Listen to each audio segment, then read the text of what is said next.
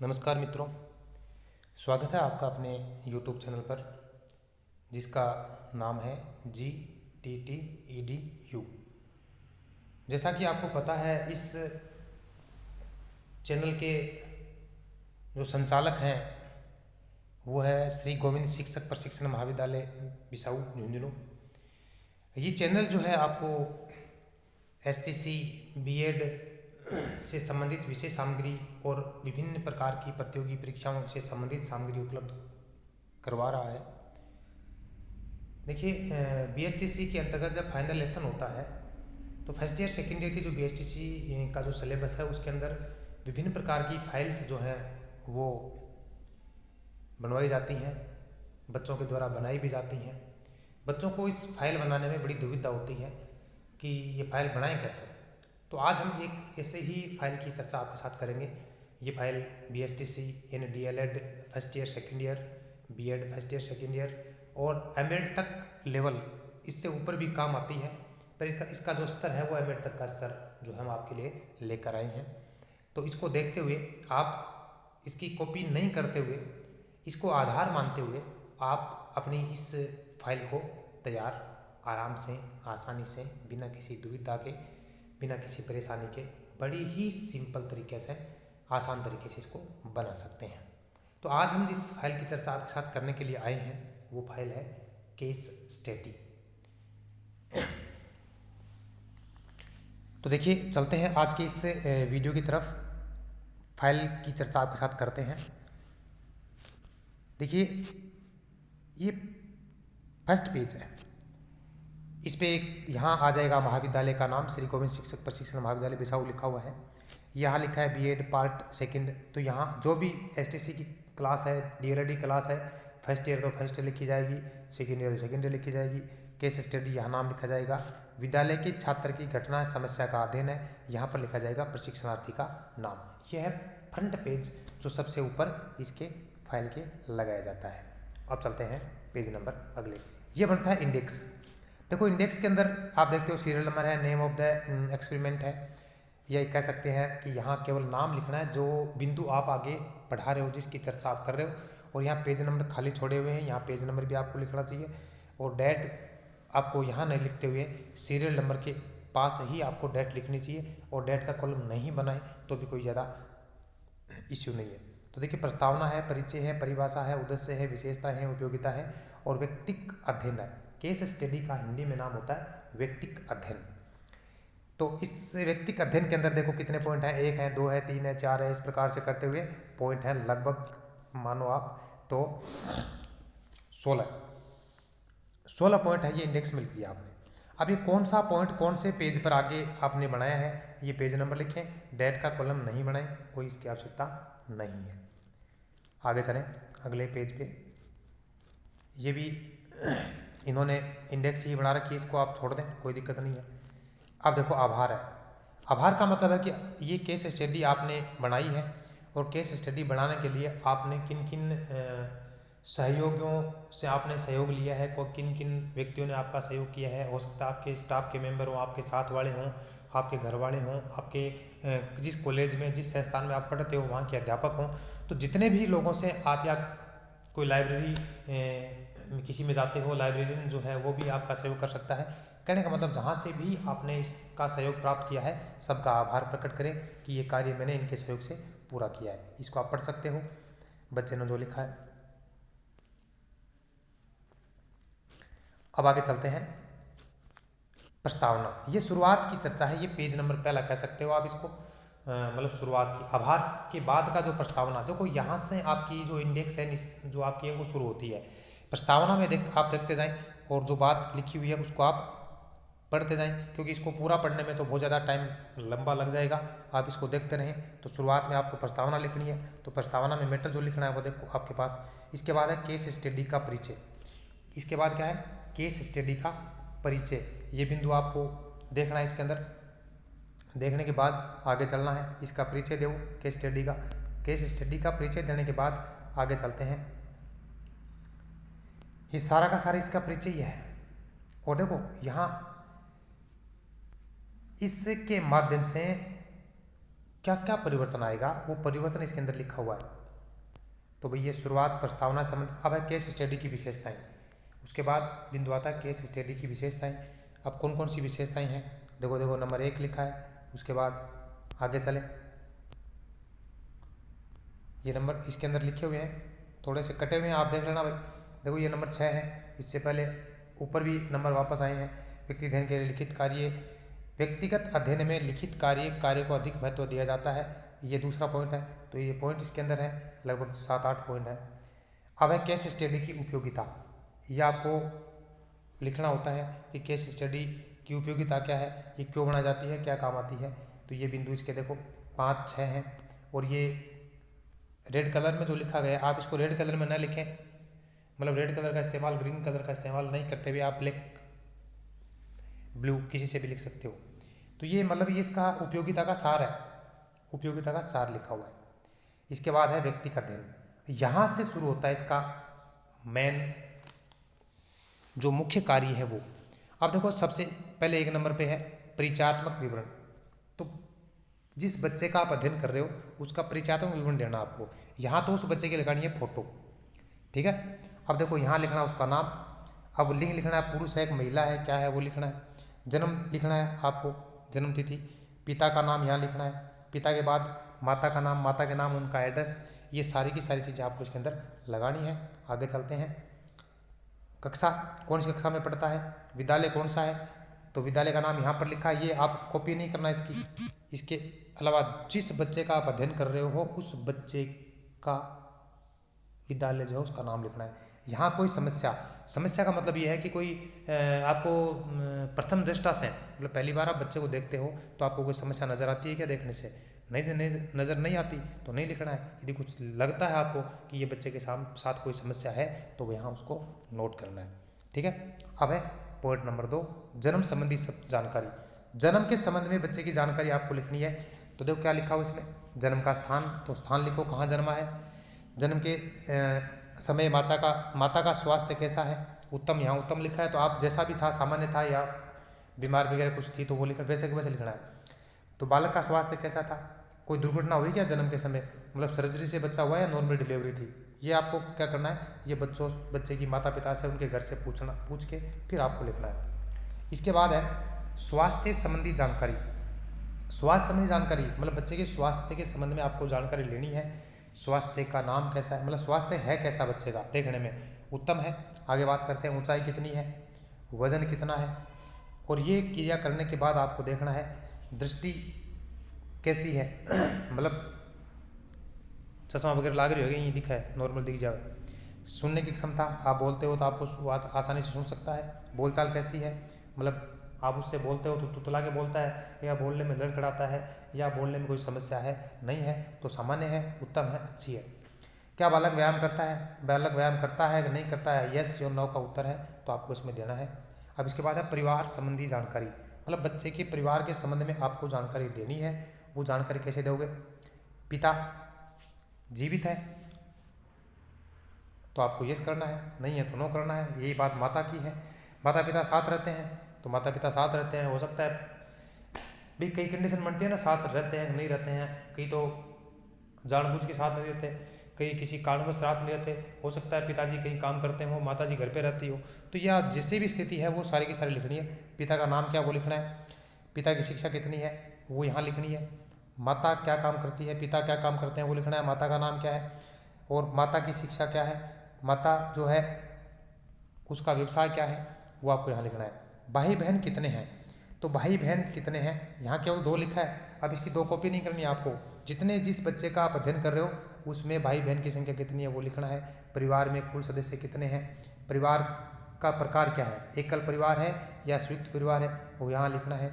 भाई बहनों में बालक का क्रम, मतलब बालक जिस बालक का अध्ययन कर रहे हो, जैसे मान लीजिए 2 हैं तो बच्चा छोटा है दूसरे नंबर का है या पहले नंबर का है, तो इस प्रकार से आपको इसमें लिखना है। तो ये बच्चा जिसका अध्ययन कर 3rd नंबर का था, अभी आपको करना है 1st 2nd 3rd जो भी है।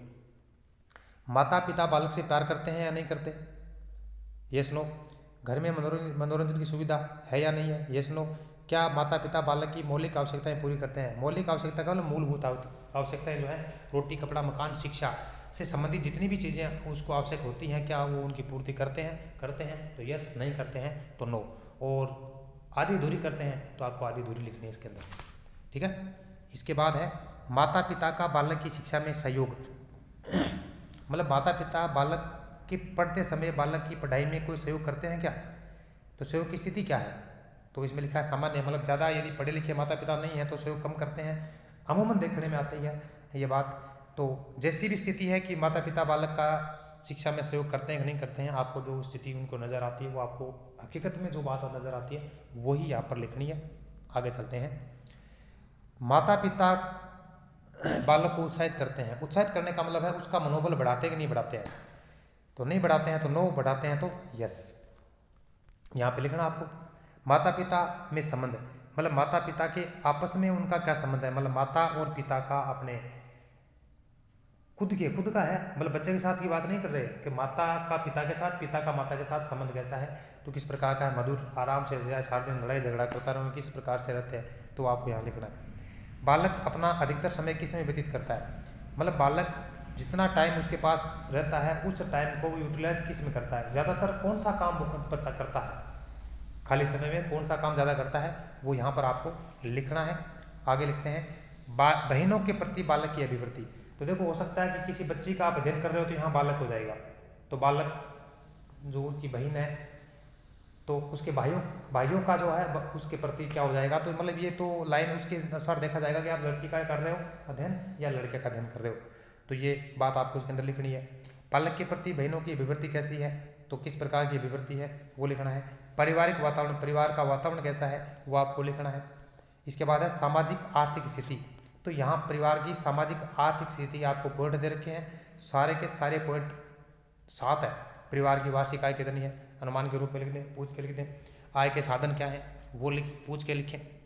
उसके बाद परिवार के पास अपना खुद का घर है क्या, या किराए पे रहते हैं। मनोरंजन के साधन कौन कौन से हैं, टीवी है, लैपटॉप है, कोई खेल सामग्री है, खेल का मैदान है, या अन्य कोई साधन है। बालक के आसपास का वातावरण कैसा है, मतलब बालक के घर के अलावा उनके चारों ओर का वातावरण कैसा है।